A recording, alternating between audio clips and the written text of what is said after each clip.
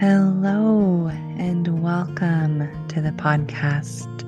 Every moment is sacred, where we interweave meditation and healing into everyday life. I am your host, Rain Elizabeth Stickney.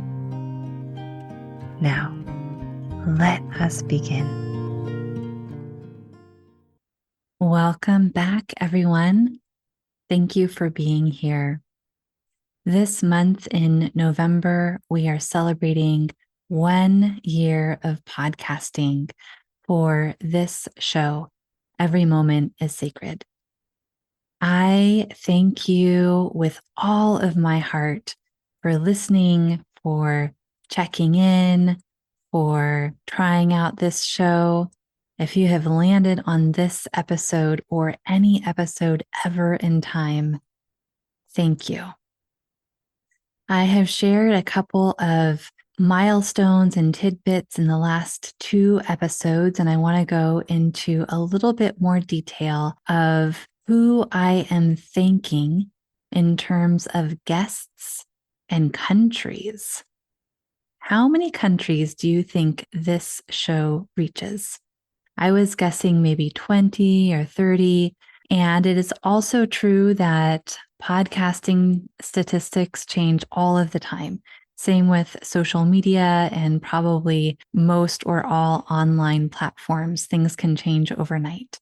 But at the last time I checked today, there were 32 countries around the world being reached by these episodes. And so I give thanks to these beloved countries. If you are in any of these countries, thank you.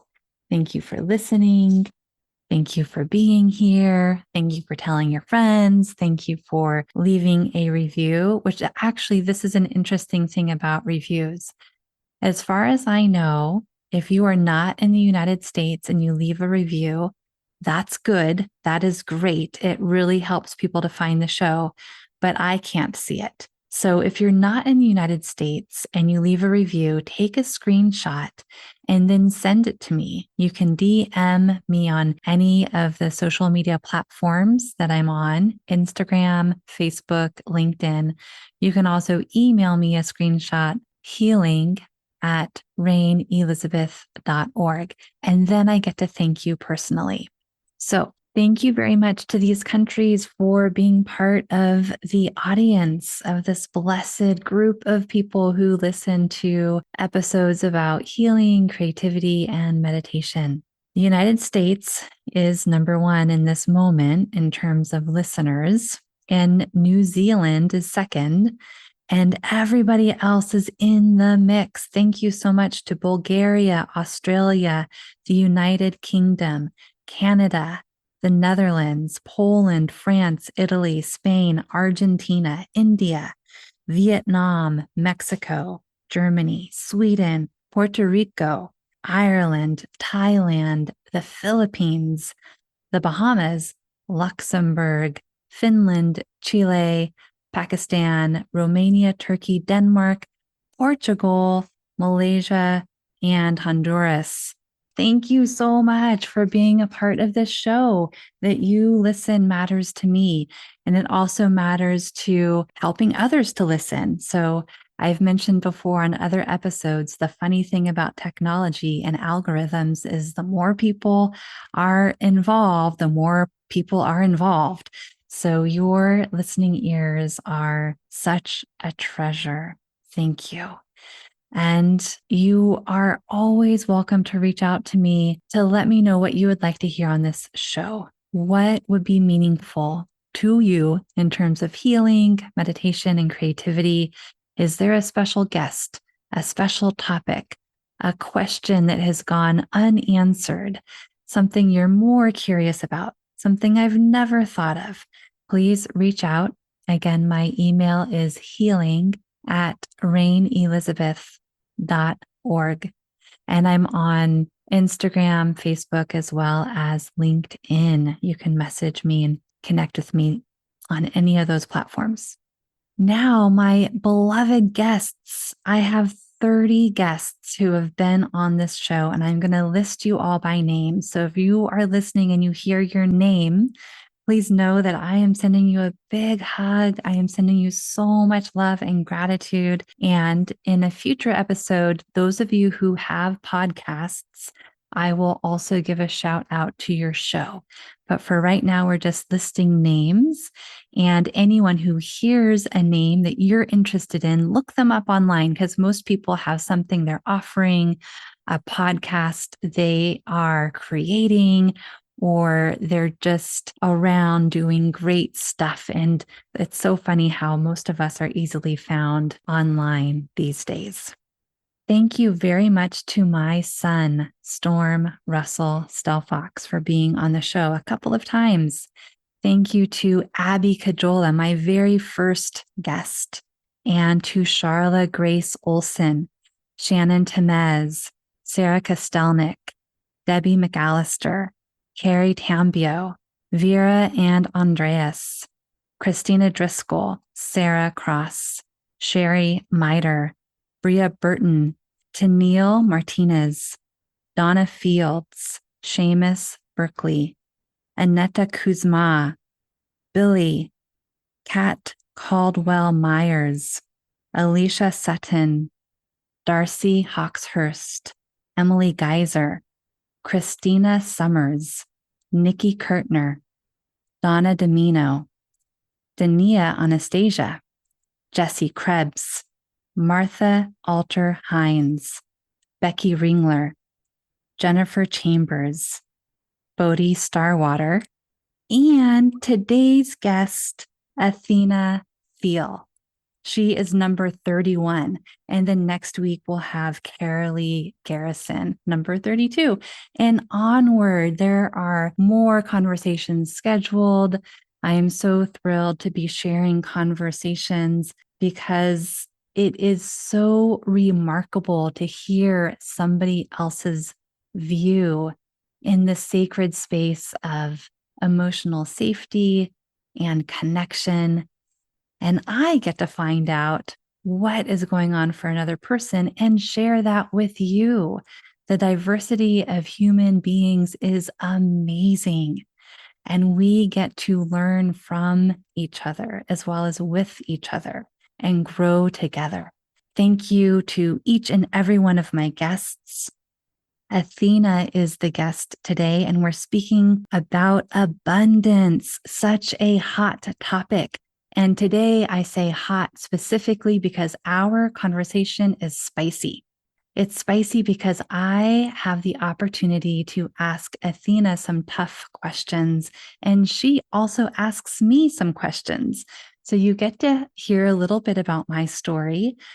And something that I really love about Athena is that you'll hear in the beginning of our conversation, I ask her if it's okay if we tease apart some terms and look at the definitions of some words that are very easily thrown around in abundance circles. And she's game.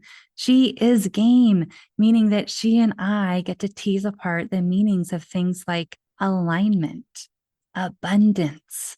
What do we really mean by these words? And where we agree or disagree, meaning Athena and me, or you and me, or wherever the agreement or disagreement is, that's where the learning is. That's where we get to stretch our minds and hearts and really wonder, what is true? And what is true for me? And what is true for you? And we get to connect around a new paradigm of what abundance could be. What do you want abundance to be? What is abundance really? It's such a fascinating conversation. I also share some listener questions to Athena, and she, again, is well equipped to answer them and really think through what other people are wondering. And this is a part of my show I'm so excited about. I love getting your questions and asking my guests what you want to know. And so more and more over time, there will be extra places for you to share with me your questions for guests. For example, two upcoming guests that I think you'll be so excited by, I am very excited about, are Jessica Engel, who is somebody I went to graduate school with, and we were in different departments. I believe she was in the drama therapy program, which is a close link to expressive arts therapy. But she and I really met when I was running a healing collective in Berkeley, California, and she rented space, and she does phenomenal work. Not only because I think she does phenomenal work, she is the kind of therapist who wins awards and creates groups that really transform people's lives in the most miraculous ways. And so she will get to speak all about herself. But one of the things we're going to talk about is narcissism. You may have heard that that is the most popular topic I have shared about on this show. So many of you listeners love to hear about stories of being in relationship with a narcissist, whether it's a parent or somebody else in a person's life. And I find you also love to hear the professionals' perspectives. Now, Jessica is a professional, and she is articulate, she is clear, she is well thought, she knows the research, she practices what she speaks. I think so highly of her. I truly, truly admire her. I can't wait to find out what we talk about. But if you have a question about narcissism or about psychology or about social anxiety or about dating, she is someone who could answer those questions and or think through what you're curious about. So again, my email is healing@rainelizabeth.org. I can be found on Instagram at Pictures of Presence, Facebook, Rain Elizabeth Stickney, and LinkedIn, Rain Elizabeth Stickney. Please DM me, email me your questions for Jessica. And then I will also be speaking with Becky Tilley. Becky has a genetic difference, and two of her children do too. And she will speak about that. Becky is one of the most empowering and empowered people I have ever come across. She is so positive. She is so amazing. I am really looking forward to speaking with her because of all the sunny and bright people I have met, there is no one like her. And so, how does she keep up in the face of whatever she might be going through health wise in her own body and her children's bodies? How does she do it? What is her perspective on healing? That's what I want to know. So you might have questions for Becky Tilley as well. She has a book called Thriving Rare. So you can find that on Amazon and in the show notes. Okay, so guests, thank you. Past, present, future, thank you, thank you, thank you. Keep coming on. I will share your voice. I will share your offers. I will share your message. I welcome you to play with me on this show in a good way, in a way that spreads love and light and healing and growth and introspection and good relationships all around in the most peaceful way.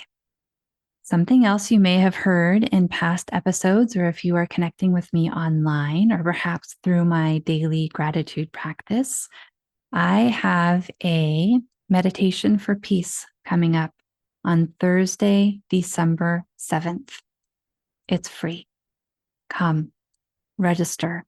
The link is in the show notes. You can also go to my website, rainelizabeth.org, and click on the events tab, go down to Stillwater Meditation, and you'll be led through the easy process of registering, which is basically your email, so that you can get the Zoom link and join in the fun. You can also browse my homepage. In the middle of the page, there's a button that says meditate. Click on that and you can register there too. One of the things that will happen in this meditation for peace is you'll have the opportunity to co-create a meditation with me. This is my specialty. This is what I've been doing for years. This is what I love doing. I love knowing what you want to meditate on. And when you consider peace and meditation, what is meaningful to you? And in the moment, spontaneously, just like all of the meditations I share on this podcast, something happens.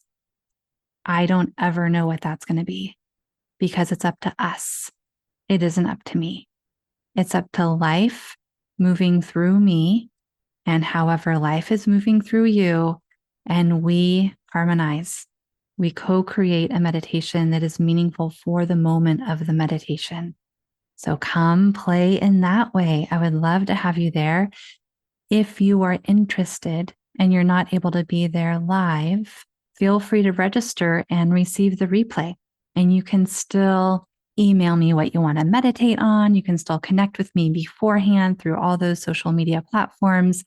I take in the information I have and something alchemizes.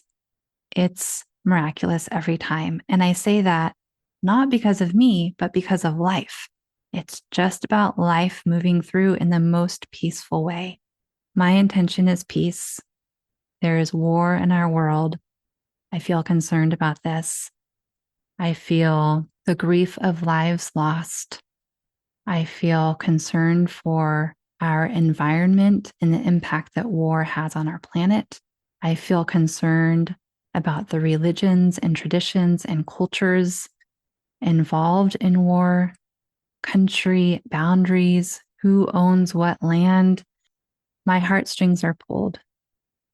And so I am meditating on peace and I am offering my practice to you. And I invite you to join in. As you join in on that day, Thursday, December 7th, I will also share with you how my meditation offering will continue on into the future. And you'll be the first to know about that. And you'll have a front row seat for signing up for whatever that is. But come for free. And in fact, I'll give you a sneak peek. There will always be free meditations. Always. It's very important to me that meditation is accessible to you. Okay, so we have our year anniversary of podcasting. We have our thank yous to countries, our thank yous to guests. We have our current guest, Athena Thiel. We have the meditation. There's just a little bit more before we jump into the conversation with Athena. Who is Athena? She's delightful. She is an abundance coach. She helps women turn their passion into profits using business strategy and the energy of abundance. She teaches, she coaches, she mentors. She helps women become aligned with their most authentic selves, allowing abundance into their lives and into their businesses. Athena believes in you. She believes in us. She believes in me. She believes in herself. She is a spark of light, shining bright and trailing good news through the sky. Really, it's so amazing. She's just a shooting star. Athena's mission is to help as many women as possible authentically give their gifts full time to the world. She works with individuals and groups. She works online and in person in Monterey, California. You can reach out to Athena by signing up for her free meditations. And you do that by going to abundancewithathena.com/free meditations. When you sign up there, you'll also gain access to your most abundant holidays email series. So reach out to her, find out everything about what she is up to, and join in on the abundance party. We're having an abundance party today, folks. Okay, now what I want to share with you is just a little bit regarding one of my teachers who recently passed away, George Bertelstein. He is also known as George Gray Eagle Bertelstein. He is a spiritual leader of Medicine Path Native American Church in Berkeley, California. He was asked by a Lakota woman to carry the medicine to white people. And what I mean by that is George devoted his life to prayer, and he taught me, as well as many, many, many, many, many others, how to pray in a good way. And his form of prayer and spirituality is real life. And I don't mean that there's some sort of life that's not real. It's a funny word. And I have heard that sometimes the word real can rub a person in an uncomfortable way. So let me just say what I mean by that. I've been in the spiritual game my entire life. I know a lot of teachers and I respect them all. And there are many teachers who are lofty. Not all, but some. And by lofty, meaning there can be some spiritual bypassing. There can be a lack of groundedness. And some of this has affected me in terms of how I was raised and the kind of spirituality my parents embodied or didn't embody. Because when there's a disregard for the human body, that's not the kind of spirituality that feels real to me. And of course, we all have different opinions, thoughts, feelings, preferences, and aversions. The embodied spirituality that speaks to my life and my heart and my physical form and my mind and my spirit is the kind that says, yes, we're human. Let's take care of this humanness in a good way.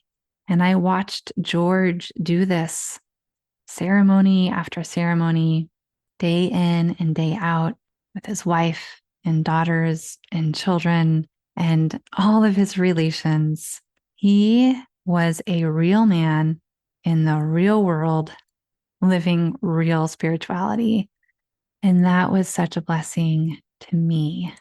I have other spiritual teachers that I also care for dearly. And along with George, and you'll actually hear me speak about George at the end of this conversation because Athena asks me about my path.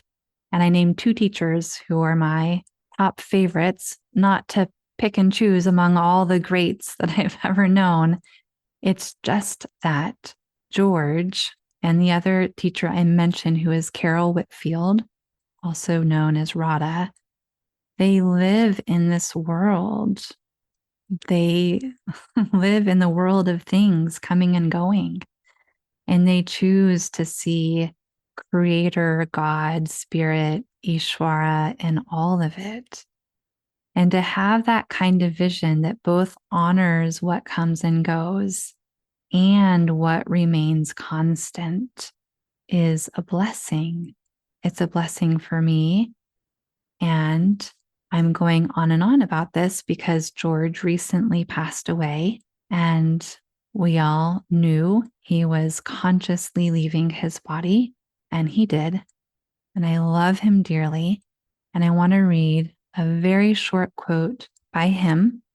And his words say, "There is no deeper practice we can have with those we love than to soften, to open, and to allow."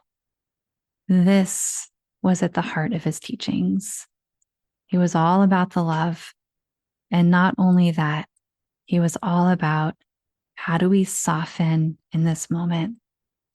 How do we open our hearts wider, broader, more expansively, backwards and forwards in time?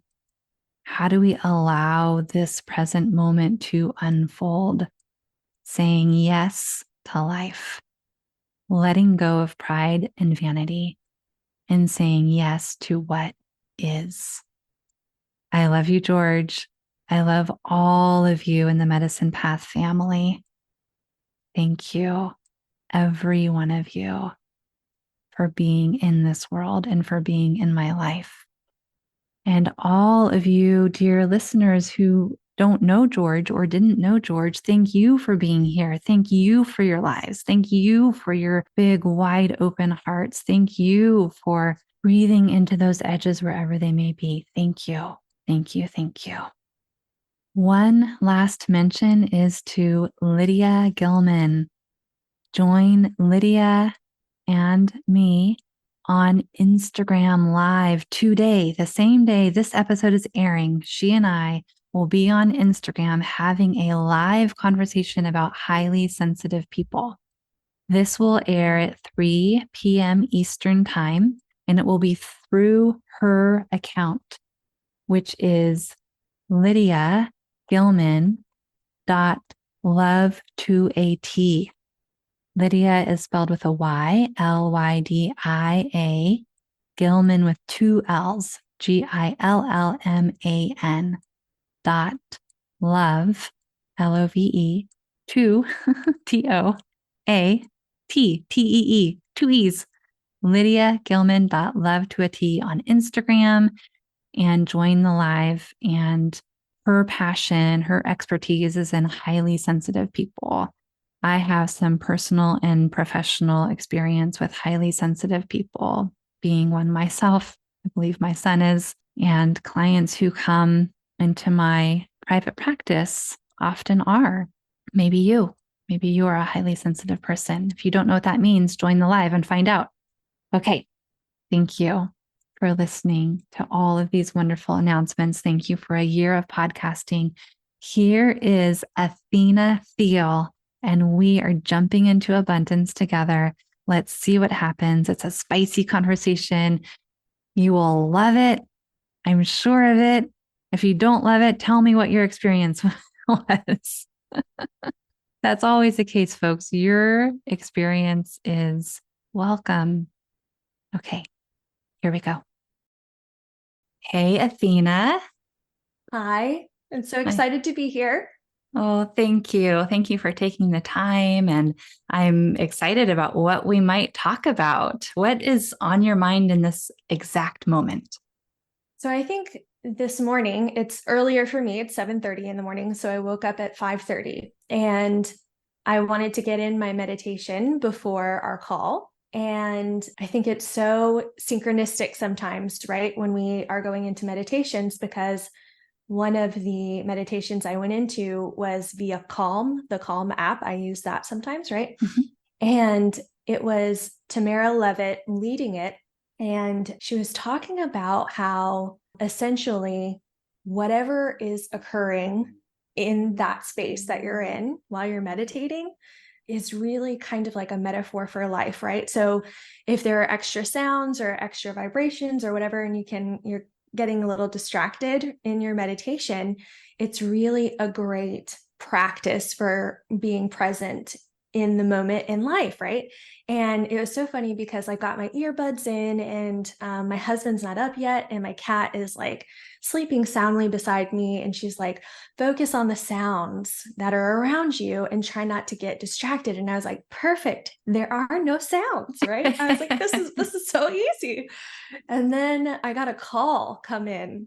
It paused the app. And then I was like, oh, that's odd. And so I declined that. And then I was like, well, that was just a fluke. That won't happen again. I'm fine. This will be fine. And then one of my batteries in my headphones was like, I'm going low or whatever it is, right? That it says. So I was like, well, that's really odd too. And this is just a 10-minute period, right? And then I was like, okay, well, that was interesting. And then so the third time the earphone is like, we're dying now. And then that's essentially when the meditation ended. But I just thought it was so interesting that we can go into meditations, we can go into life thinking, I've got this, totally fine. There's nothing around me that's going to distract me or take me off my path. And then I feel like the universe meditation is really a practice of the universe responding like, do you feel like you've got it? Because if you feel like you've got it, let's test it out a little bit. So that was this morning. And I was just like, this is a perfect story for our podcast interview today with meditation. That is a great story. And I love how, in your telling of the story, I hear how present you are with each of the things. So present with the beginning, present with the call, present with something happening in one of the earbuds, presence. And what a wonderful way to practice no matter what is coming up. Yeah. So do you think you passed the test? I don't know if it's ever a test, right? I mean, I guess I maybe alluded to that. but a chance to dig deeper a little bit or even be surprised, right? Mm-hmm. And I think Mm-hmm. that's why I use the word synchronicity, because, we're having this conversation. A lot of it is probably going to be about meditation. And to have a practice this morning that wasn't necessarily something I had anticipated was lovely surprising, right? I mean, Mm-hmm. I think, part of what we both do, right, is ask ourselves and people who are engaging with us to dig deeper, to dig deeper into who we authentically are, who we are in alignment. And meditation is one of the main ways to really connect to our own inner being or our soul or whatever we want to call it, right? And the Mm-hmm. universe and God, whatever you want to call it.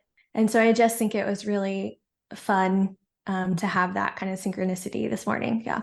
Mm-hmm. Yeah, absolutely. And as I understand it, you are an abundance coach and you use manifestation in your life and in your work. You practice meditation. And do you also offer meditation to your community? Sure. So one of the things that is available currently are 2 free abundance meditations from me. And I'm sure you'll put some information about that in the show notes.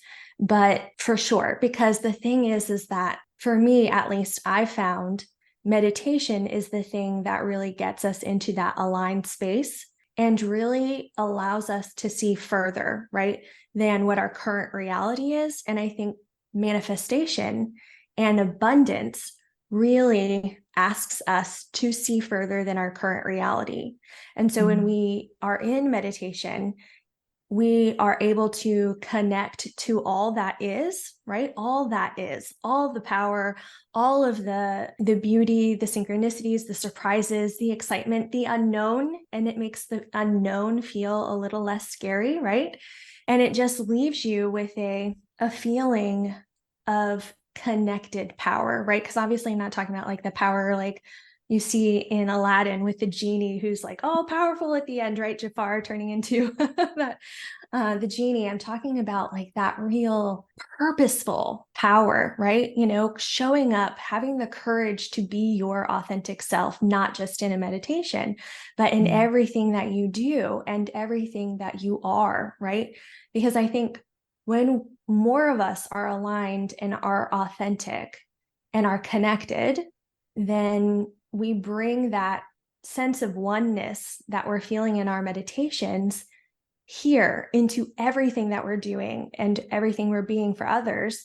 And it invites them to do the same, right? It invites them to be in that space of everything that they truly are. And so meditation is so incredibly important for manifesting your desires and for abundance, because in my opinion, abundance isn't the pile of things. It's that feeling, it's the connection, it's the flow, it's being with people and having beautiful conversations. Mm-hmm. Mm-hmm. Absolutely. Yes. And there's so much to unpack here. And one of the things I really, really love to do is define terms. Is that something that you're willing to play around with today? Absolutely. Okay. So when I hear you say alignment, what do you mean by alignment? What are we aligning with? What is the line of energy or the line of connection that's happening there? So for me, alignment means aligning with our true self. So the big I am, right? Not the ego self, not the program that is very concerned about what am I going to do next? I'm going to get off this couch, pillow, whatever after meditation, and then I'm going to do. It's this sense of being, right? It's stepping into a different energy, knowing that everything is always working out, and moving out of that fight, flight, or fear response and into a state of being that feels supported by the more and the all that is in the universe. For me, Mhm. that's what alignment is, because it's always within us, right? We have this inner presence, right? You can call it inner being, soul, whatever. And that life force is also always flowing to us.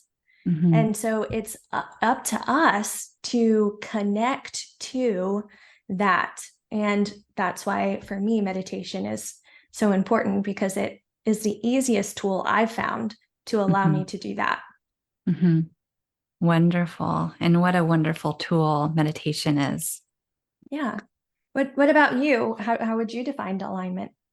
I was just feeling into this the other day and over time, but it's been on my mind and in my heart recently about alignment and what is alignment for me. And one of the pitfalls I find in some practices, it could be manifestation or meditation or healing or what have you, could be anything.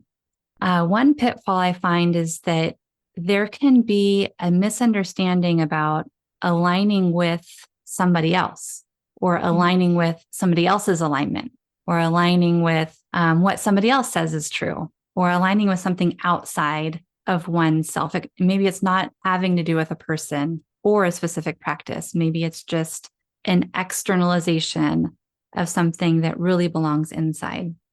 For me, the alignment is the alignment with my true self. And so if Mm-hmm. I am here with me, similar to what I heard you saying earlier, Athena, you also get to be aligned there with you, or vice versa. You're here with yourself, and I get a chance to be here with myself. And in that alignment, perhaps we're connecting with something that's even more true than our individuality, that's the beauty of all that is, so that at the root of things, we have the same root and we get to play in these individual bodies for a while. Absolutely. Beautiful. I love that. Yeah. Yeah. And when we think about it that way too, it just makes the idea of being present with people that much more awe-inspiring. Don't you think? Mm-hmm, mm-hmm, mm-hmm, Yeah. absolutely.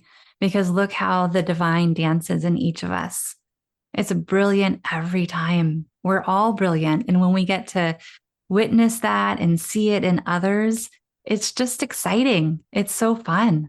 Yes, exactly. No, I feel the exact same way. A couple of years ago, I was really trying to figure out what is it that I want to do? What is the purpose that I really want to have? And I think that's a great conversation to have with yourself often, actually, right? Because as much as we can pivot, it's important to check in with our authentic selves, with our aligned selves, right? And I remember thinking that I really just wanted to be with people and just be and just not worry about, because I was going through some work about being enough. Like, Mm, I am enough just being me. And I think I had always loved being with people. And on the other hand, I also had this level of I'm not enough. So I have to, make sure that everyone is really happy when they're in the room with me, or, if they're coming to visit, make sure that all their favorite foods are in the fridge and their favorite drinks, and make sure that, everything is perfect. The house is clean and beautiful and all the things, right? All these things that don't matter, right? And that most people aren't thinking about when they're coming to visit with a friend, right? Nobody cares about that, not really. But my story of unworthiness at the time was saying, in order to sit with somebody else, you have to make sure that all these outside things, like you were talking about earlier, Rain, right, are perfect first.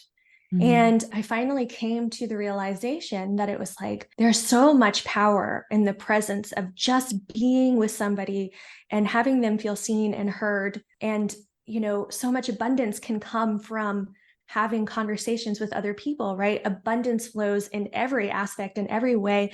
But there are so many beautiful ideas and impulses and collaborations and thoughts that come when we come together, right? That's all I wanted to do. That's all I want to do. And so it's just like, enough with this outside stuff, right? I am enough in my alignment to just be with other people. And I mm, think there's just so much power to that. mm-hmm, mm-hmm. I hear and feel that power of just being with who is in front of us, being with ourselves, being present in our mini universe that we create and the larger universe that's holding us all. Yeah. When you speak about abundance, and you do so beautifully, Athena, what do you mean by abundance? Thank you, Rain. Well, I think it's connected to the alignment. It's connected to the connection that we have to the universe. And for me, it really is allowing. It's about allowing the abundance to flow, because for me, abundance is always flowing. It's continuously flowing in me and throughout me and out of me, right? And it's up to me to allow all the beautiful things of life, everything that I consider to be abundant, to come to me, because I think that for different people, abundance can mean different things, right? And that's wonderful and beautiful. And for me, it's more about feeling purposeful. It's about feeling meaningful. It's about being present with other people, right? And then it's sharing whatever I'm learning with other people to have them figure out what are their true desires in life and what does abundance look like for them and how can they incorporate it into their lives. And so a lot of my work really talks about getting into that alignment, right? Because when we are aligned, our perceptions of our reality are loosened a little bit, right? Our aperture is widened. And so we believe that we are more worthy of our desires and our abundance that is flowing to us. We're just having a hard time allowing it in. So that's what I really do, is I work with people to allow in the abundance that's already flowing. Yeah, The abundance is already present. exactly. Yeah. What about you? How would you define abundance? Similarly. And again, I'm aware of where this journey can go wrong.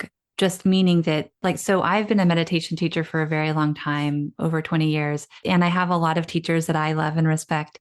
And one of the things that brings me a lot of joy is to find the pitfalls that people can just accidentally fall into, including teachers, including myself. Like, oops, I taught that in a way that everybody fell into that hole. All right, well, let's find a different way. Because the pitfalls are one of those places in life where we think there's a solid paved road and there's not. And to know where those pitfalls are, it's helpful to either build a bridge or walk around or take a different route. So I'm saying all of this with absolute respect. One pitfall I find in abundance paths is the connection between abundance and money. And money is abundant and money exists. And for me, it's a wonderful resource, and we can talk about it in so many good ways. And I find that even some listener questions that I want to ask you, there's a beautiful harmony between abundance and money. And it's so valuable to look at that and to unpack it and look at what's inside and how is abundance influencing money and how is money influencing abundance. And the pitfall I see is when the mind is stagnant around abundance is only money, where there's a limited view, where only money is going to satisfy my desire for abundance. And so when I hear you talking about loosening those beliefs in the mind, I'm paraphrasing, but this is how I heard you, loosening the perceptions of the mind can loosen that grip around money. And of course, let's have the money. And let's also recognize abundance in life. And these are some of my thoughts and feelings about abundance. My truth around abundance is that there is abundance, and it's so magical and so joyful. And I'm so grateful. And I have sweet potatoes to harvest in the garden, and how wonderful to grow one's own food. And there are leaves all over the world here in Vermont, and there's an abundance of leaves, and that nourishes the earth. And there is also money in the bank accounts, and that's a wonderful form of abundance too. And friendship, connection with you, and technology, so we can have this conversation. So all around, what wealth. What amazing, amazing wealth. Yeah, exactly. Yes. And, you know, I think people get into abundance wherever they are, right? And as they work through abundance and what abundance truly means to them, it's almost like spiritual awakening, or, you know, the path and the journey to that, right? You can have some sort of spiritual inkling and thought. And so you're starting off on your spiritual journey, and then you have no idea where it will take you, right? And everyone's path is perfect for them, and it's the right path. And wherever they get will be exactly where they're supposed to get. I feel that exact same thing with abundance. So if somebody comes in and wants to learn about abundance in the way of the tool of money, then that's their starting point, right? And if that's their end point, that's perfect too, right? We're all here living out our lives in different progressions in any one area, right? Whether that's abundance, whether that's spirituality, whether that's health, whatever it is, right? We're all on our own journeys. And I think that's why there's also so many definitions of abundance, right? Because people have, like for you, your abundance currently is, the leaves and the fact that we can get together, with the internet and all the things that you just listed. And that's just today, right? Tomorrow, you'll probably come up with a whole other slew of things that you're appreciative for in the abundance arena, because you're further down in your abundance journey, that is what abundance looks like to you. And I think that's another reason why there are so many teachers of abundance too, right? Because if you want to come in and talk to a teacher about just making money and that's your abundance currently, then that's okay. And then when you make the money and if you're happy, you get to stay there. And if you find that you want something more, then you're probably going to seek it out, right? And so that's why I love talking about abundance and the progression of it too, right? And or not. I mean, it's really anyone's game. So, yeah. Yeah, I find this connection between abundance and money really interesting because as you're talking, I'm also remembering some members of my community who made a lot of money. I mean, the kind of money where they never have to work again money, like the kind of financial abundance that is considered wealth in our country. And it's been the hardest journey for them. And they have said to me recently, money does not equal happiness, but it does buy you a lot of clothes. And so there is abundance really in their lives in so many beautiful ways. But it seems like an important and interesting topic to consider happiness, money, abundance, our understanding of these terms, and just tease out some of the points a little bit, because I have a sense there is something possible here in our realm, in our earth realm, around money and happiness, abundance, how we define these terms that could be even better than what exists. Well, I think in general, when you say that, for me, what comes up is this idea of the higher consciousness, right? That there could be a higher consciousness around abundance. And although I've studied abundance for a while now, and I know that, other thoughts, right? Other thought leaders have different ways of looking at abundance. Like Deepak Chopra actually has a book on abundance himself, right? I mean, it's beautiful.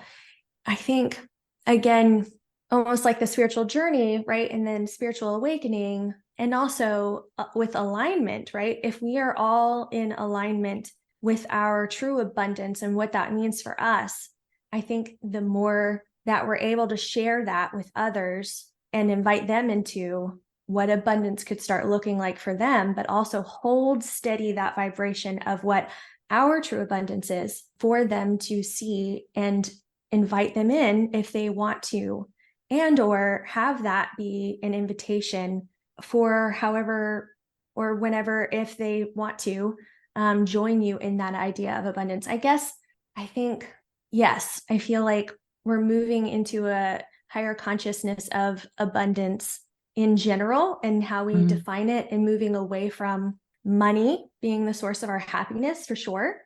However, I also want to give some real love and affection toward people who believe abundance is just money and that creates happiness. We all have to start somewhere, right? And we all get to allow each other to have our own evolutions in life of where we're going to be and start and go, right? And so for me, there's no hierarchy in abundance, right? There's our beliefs around abundance and what we think to be abundant for ourselves is not better than the people who believe that it's just all about money. That's my opinion, at least. Yeah. Mm-hmm. Yeah. Sure. Sure. No hierarchy. I Yeah. completely believe that as well. Yeah. When I was a child, I was studying some sort of social studies, social geography, like beginning of economics, like really young versions of all of that. And in one of my textbooks, there was a number. I think I was probably around 11 or 12. And there was a number about where the poverty line was in our country. And I knew right away that I, as a very young person, was living below the poverty line. And it got me really interested in ideas of poverty. And in my young mind, I would call it being rich, either being poor or being rich, or well to do was another phrase that I used. And then later on, I must have been a bit older, but maybe still, in a teenage year, young adolescence. And I came across some information about how money does not buy happiness, but at a certain point of economic status, meaning below the poverty line or above, or there is a place where the numbers game really makes sense. And money can create happiness for people who really don't have enough of whatever the core needs of their experience of humanity is. So if somebody really doesn't have shoes because there really isn't the economic wealth to purchase shoes or to receive shoes or something, having those shoes is going to provide a certain kind of happiness that not having the shoes is not going to provide. And that really helped me out in a beginning understanding of money and happiness and abundance too, because I was also raised to really feel the abundance of everything and that money doesn't matter. And so the trees being part of my abundance has been a value that I was born and raised with, and relationships and love being part of the abundance that truly matters in my family system is also still true in my heart. And it's been much more of a learning journey for me to understand how to include money in that, because I did find in my experience that without enough money, there were certain things, certain given things for many people that were not given things for me. And that was a hardship. So when I come across people who either have a lot of money and are learning, oh, this wasn't it for me, this wonderful abundance of money isn't the happiness I was seeking, or people who are creating more financial wealth and they are looking for more financial abundance, I have such tenderness in my heart because I understand that these questions about finding harmony with abundance and money is really, really precious. And it could change a paradigm in our world when we look at our country and our international relations and how large corporations spend money. Like there's a paradigm of finances that could shift if collectively, and as you were giving light to, a higher consciousness like evolves us all in a good way. There could be something new that blossoms just naturally over time by creating a different harmony with respect to all of the experiences, with respect to all of our desires, with respect to those who want money and those who want trees and what, it could be anything. Those who want more love, it could be anything. So I'm aware I just spoke a lot, and I'm totally open to your thoughts and feelings here, Athena. No, I love that. I think my first initial question is, growing up, because there's also an abundance mindset, right? Of not really necessarily taking it from the money standpoint, but getting out of that fear, lack, and scarcity and moving into more of a neutral zone, right? Of, I'm okay. The world isn't out to get me. All these limiting beliefs that I have going on in my mind, are not necessarily my truth, my aligned truth. And then moving into that space that we've been talking about where we're in authenticity and things flow easier, right? And so that's another part of my work of moving people out of lack, scarcity, and fear in every area of their lives, right? I mean, because it's not just money, it's love, it's worthiness, it's the ability to see further, it's health, it's the relationships they have, the relationship they have with themselves, right?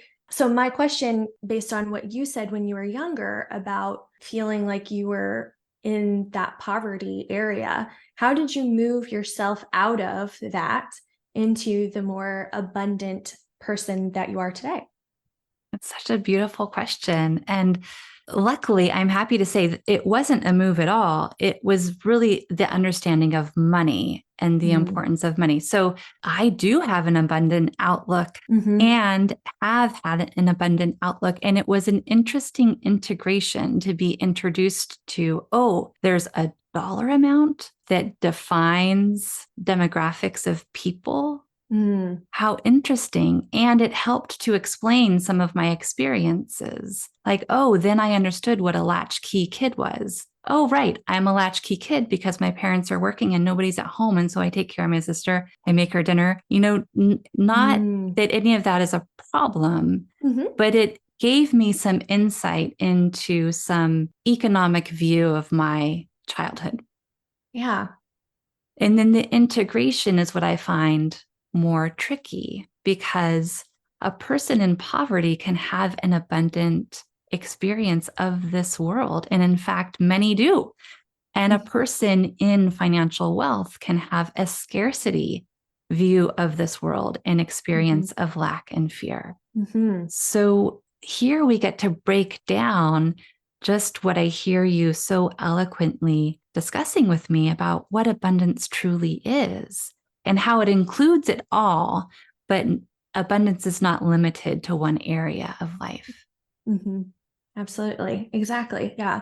Yeah. So that's so interesting too. So did you have this realization when you were like a young adult, or was it earlier in childhood, or? It began around 11 or 12. I was in sixth grade, I believe. And it's an evolving process. I mean, now I live in a way I would have never dreamed as a child or even a young adult. And I feel very lucky and very blessed. And the universe really did gift my family and I with something miraculous in terms of place to live and environment and amount of land and warmth of home and wonderful securities that are miracles. They're just Mm. miracles. Mm. But so when you were 11 or 12 and this realization was occurring, did it impact the level of abundance that you had already cultivated at that age? Or did it just pique your curiosity, but didn't really have any impact on your already abundance level? This is so interesting. And I love how you're clarifying your question. It really helps me to answer better. It did put me into a place as, oh, I need more money. It Mm. put me into a mindset of, oh, we don't have enough. I must get more. This is why we don't have enough food in the cupboard, or this is why, da da da. Like it filled in some gaps, but it also was the starting point of me working and earning money for my family, so it must have been 11 because that's when I started working and earning money for my family. Mm. So this is what I'm pointing to when I say integration. It's been a long journey to understand abundance as the whole Mm-hmm. Mm-hmm. and then all the little parts that we relate abundance to that are pieces of the puzzle, but not to be mistaken for the whole. Mm. So Absolutely. for me, and no disrespect to anyone else, because you're right, we're all in different places. But for me, money is a part of the whole. Mm-hmm. And some would agree, and I'm sure some would disagree. And there are other parts to the whole that are also important in my world. And Absolutely. and I'm still growing into this. So this is not an end process. Yeah. This is a growth process. Yes. Yeah. And I feel the exact same way. And also do believe that there's no mountaintop when it comes to abundance, right? I think it's more of a deepening into your sense of being in abundance, right? Yeah. There's no like, I've got this certain amount of money, or I've got this certain relationship, or I've got, whatever it is. And now I'm at the mountaintop and there's nowhere to go, right? And I think that really, when we even feel that way, because it's great to feel those feelings, but I think the true abundance is also realizing that that's not it, that you get to deepen further into your abundance and you get to create new things if that's what you're called to, and find the different abundance that comes from that. We're all so creative, even if we don't know or believe that we're creative. We're constantly creating, with our thoughts and our feelings and our actions. And so once we feel like we've kind of made it sometimes, that's really an opportunity to discover what else is next. What else can I create? How else can I serve? So I think for me, it's a deepening into abundance as well, that it's never over, like you said. Yeah. And I hear you deepening into manifestation. When I hear you talking about creativity, I think of manifestation. Are those connected for you? Absolutely. So for me, the manifestation piece comes really from the knowing that we create our own reality, right? And so whatever we want to have, be, or do, whatever that desire is, we can manifest it into being, right? And that's part of the abundance, right? Because we know that we are the ultimate creators. And in just knowing that in itself is abundant, right? Because you're not in the victimhood of life happening to you, right? Like you get to claim what is going to occur in your reality. And so having a hand in this abundance that you are allowing for yourself through manifestation is really a big part of all that we're talking about too, right? And it also goes back to meditation and why meditation is so important, because it helps you hone in on what is your aligned, authentic desires for what you want to create in your life, what you want to manifest in your life. Mm-hmm. Yeah. What a wonderful interweaving of everything that we've talked about, Athena. I am wondering if we can jump into some listener questions. And I truly think we've discussed all of this, but just to bring in some other people's words and just see where it goes. Absolutely. Okay, great. One listener asks, how do you keep positive when you feel you need to manifest sooner rather than later?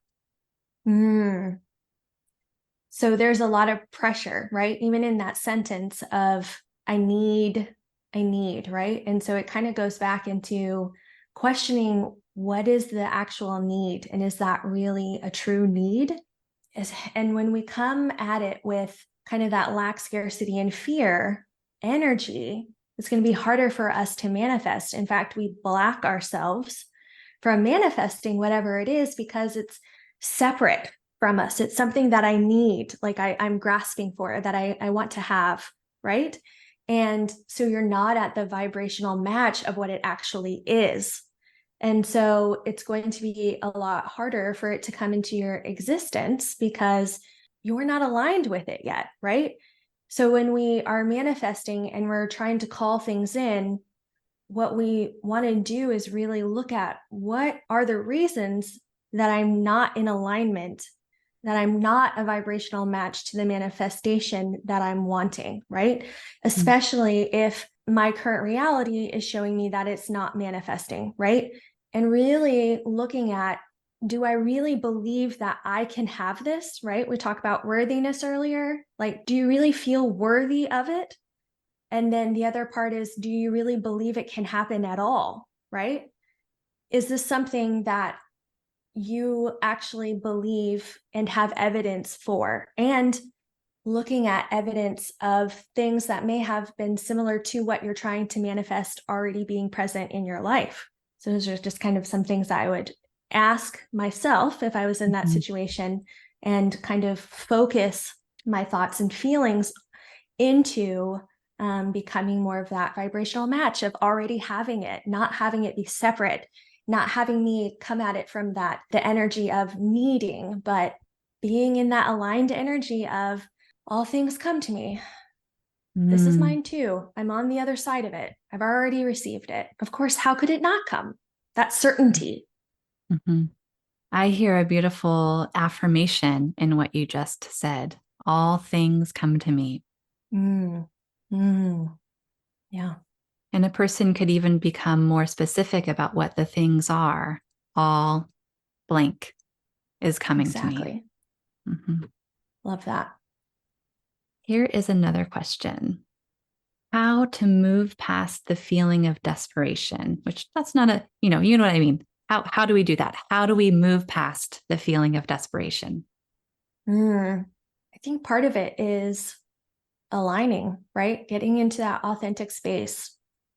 Because when we are connected to all that is, desperation really is not necessarily a feeling that we are feeling, right? I mean, when you get out of meditation, you feel so flowy and connected in that things are possible, that all things are possible, and you feel it inside of your body.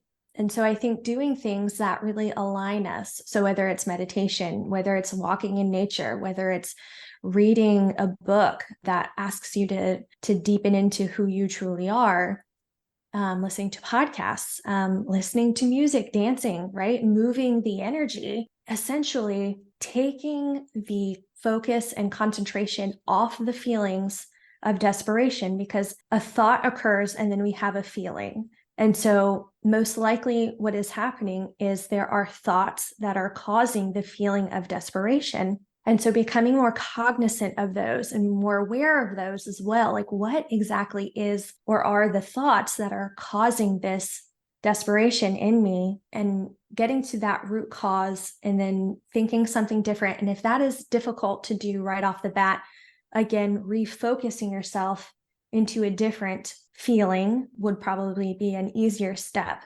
But essentially going back and with that awareness, getting to the root of what are these thoughts and why am I having them? And how can I transform them into something different, right? That feels more aligned, or even just one step up, right? Reach for the next better feeling from desperation. Yeah. Mm-hmm. Mm-hmm. Yeah, I hear you speaking about finding a better feeling thought. Yeah. And I also hear you speaking about embodiment and allowing one's body to align with that good wellness within, that source of all being, that beauty of alignment with one's true self, reaching all the way through the body. And that might shift some of the thoughts and feelings, possibly including desperation. Right. Absolutely. Right. Because when we're more in tune with our body, I mean, like, our mind and our body are so linked that, we get into this habitual pattern of we have a thought, especially negative thoughts like desperation. And then, our neurochemistry starts pumping cortisol and other stressful agents into our body. Right. And then our body gets used to this desperation. And then when we're trying to think new thoughts, it can hold us back because our body is like, no, I'm used to that stress hormone, right? I want to stay here. Unfortunately, it doesn't feel good, but like this is my comfort level too, right? And so becoming really cognizant of the way our body feels in any one given moment, going back to kind of those thoughts that cause the emotion and then cause the habitual pattern in our body, right? And learning to think a better thought and then feel the reaction that actually is occurring in our body as well. Mm-hmm.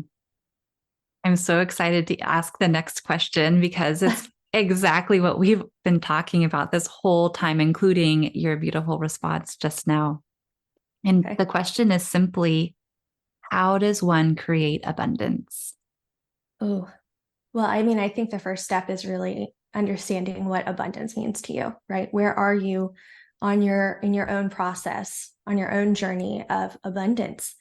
And that is really being able to define it for yourself first is really key, right? Because you have to know where you are to see where you want to go. And then allowing yourself to desire. I think for me in my abundance journey, a big part of getting to a space where I really truly believed in abundance, I had to start small and I had to allow myself to desire and dream, because previous to then, I hadn't allowed myself to do that. I was very much caught in my conditioning and my programming of, this is what a successful life is. And, I went through the steps and I wasn't really feeling fulfilled or meaningful. And then, I had some things occur in my life that really started focusing me on asking the question of, well, if I don't pay attention to my conditioning and my patterning from when I was younger. What do I actually desire? What do I want to create? How do I want my life to look? Right. So I think it really depends where you are on your abundance journey, but really starting to figure out what that means to you, and to the extent that you're going to let life get good, right? And manifest your desires, just starting there. Mm-hmm. Yeah. How empowering. Yeah.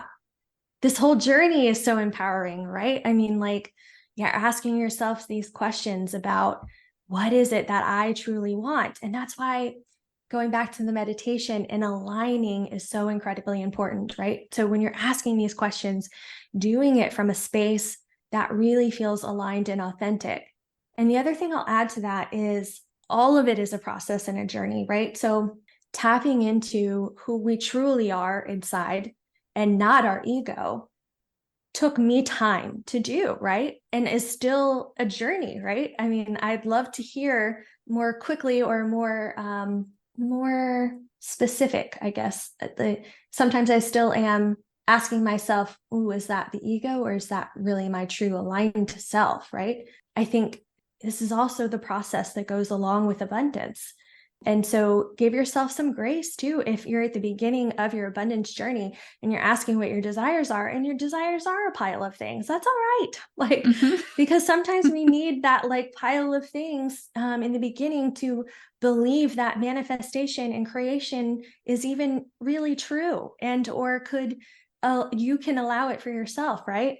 Because I believe that the worthiness and the spiritual growth that comes into this, and the alignment, it's all connected. And so as you go through your abundance journey, all of it expands.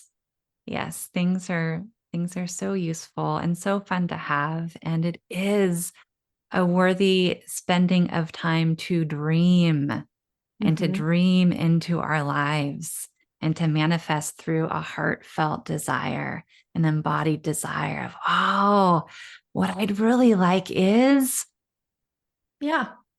And then try it on for a little while too, right? I mean, if it drops, within a couple of days, then maybe that wasn't really a true desire, right? I mean, Mhm, and that's okay. This is mhm, all, that's the other part of this, just like meditation, right?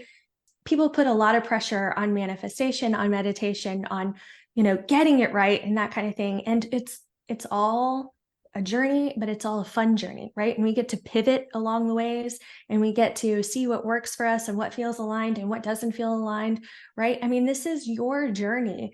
So have fun with it, right? This is fun stuff. I mean, it's big stuff, but it's fun. It's mhm, fun creating your own mhm, reality, right? It's fun to find what really lights you up, what really feels abundant, right? mhm, mhm. Yeah, Yes.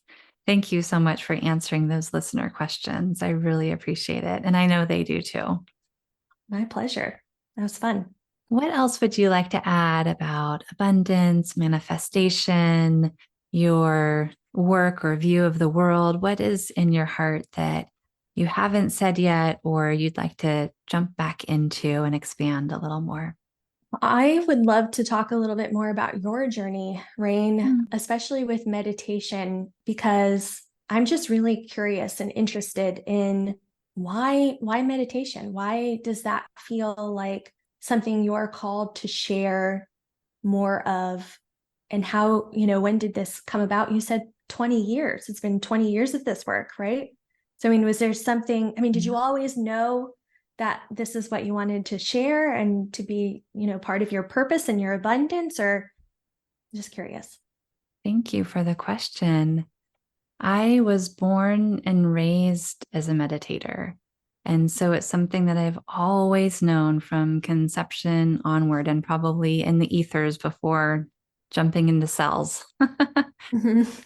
And nobody asked, I mean, in terms of my childhood, my parents or the people that I was raised with, they didn't tell me you're a meditation teacher or something like that. It wasn't like that. It was just very present. Meditation and spirituality was very present in my upbringing. And I was attuned to that. And my other siblings, they all received similar influences and they were attuned to what they were attuned to. But I have this innate love for the present moment. And after I outgrew what my parents were teaching me about spirituality, which was a lot, and I also benefited from their teachers. Ram Dass was one of my first teachers. He blessed me as a baby with a yellow rose. Oh, wow. And yeah, so like I've been in these communities always. I don't know anything different. Mm, And it's the abundance that I am gifted with in this life. I have an abundance of spirituality, meditation, presence, and ongoing learning. So I'm not anywhere that anyone else isn't. Like we're all in it together. And so I share what I know and I share what I love. And when I was 26, on my 26th birthday, after, let me just fill in a gap there. So I outgrew my parents' teachings and I went on my own journey of finding my teacher or my teachers. And I have many, but two of my favorite teachers are George Bertelstein, who is actually in his transition out of this world right now. And he is a teacher of the Native American Church medicine path. And he combines Lakota ways and Peruvian ways. And he was asked to teach by a Lakota medicine woman. And so he is a medicine man and has a beautiful community. And another teacher who is also one of my favorites is Carol Whitfield, who goes by Radha, and she's in the Advaita Vedanta tradition of India, which is the oldest spiritual tradition of India. It's connected to Hinduism. So both of those teachers became my teachers, and I blended all together, and I just have so much fun. And now to jump forward again, when I was 26, the only thing I wanted to do was just share my practice with other people. So I gathered all my friends on my 26th birthday in my San Francisco flat in my bedroom. And we sat in a big circle, about 20 of us, and we meditated. And that was the first meditation I led. And I continue. I'm almost 50 now. I'm 48, turning 49. that's so beautiful. Wow. Yeah. Thank you for sharing that. I feel like it's the complete opposite for me. So it's so interesting to me to hear, especially how people who have been kind of in this spiritual community for a long period of time, how they got into it, but then also where they are now. And I'm very interested in talking more about that at some point. So, yeah. Wonderful. I would be happy to. In wrapping up today, Athena, what are you grateful for? Oh, so many things. I'm appreciative of this time together, obviously, with you. We gained so much from being together. And so I'm so thankful. So thank you again.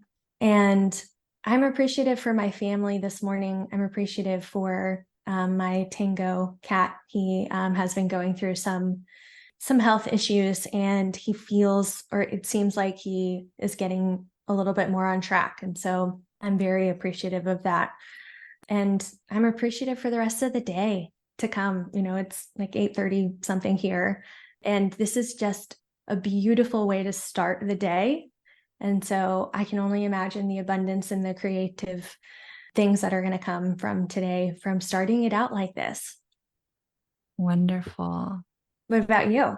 Yes, I was just going to say, thank you for asking. I was just going to say, I'm so grateful for you, Athena, and your journey as you're sharing it with us today, and including diving in and looking underground a bit and teasing out some definitions and playing with words and looking at connections between different ideas and really being in conversation with me in a good way that feels very juicy and alive and exciting for me. I hope all of our listeners enjoy it too.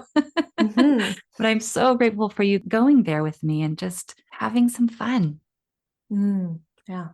Yeah. I feel like, speaking of deepening into abundance, it's these kinds of conversations that allow us to commune with each other in an authentic way, that really gives or lifts veils on our own understanding of abundance, our own deepening into it. And I feel like this is definitely one of those conversations. So I'm thankful for that. Thank you. Thank you. Thank you. Yes. I appreciate getting to know you better. Thank you so much for your presence. I feel the exact same way. Athena, where can everyone find you? What would people look for online or in the world? How would people reach out to you? Sure. So I'm at Abundance with Athena on Instagram and Facebook, and then abundancewithathena.com/free meditations. There are 2 free abundance meditations available there, and that's kind of how we can start engaging as well. Those are the 3 best places. Wonderful. Thank you. And all this information will be in the show notes. And everyone reach out to Athena because she's amazing and wonderful, as you can hear. I want to say that the light you share, Athena, is so bright and also multifaceted, multicolored. And I feel I am sitting with a beautiful rainbow right now. Oh, thank you, Rain. Thank you. That's so sweet. I appreciate that. Thank you for seeing me. Thank you. Thank you. Thank you.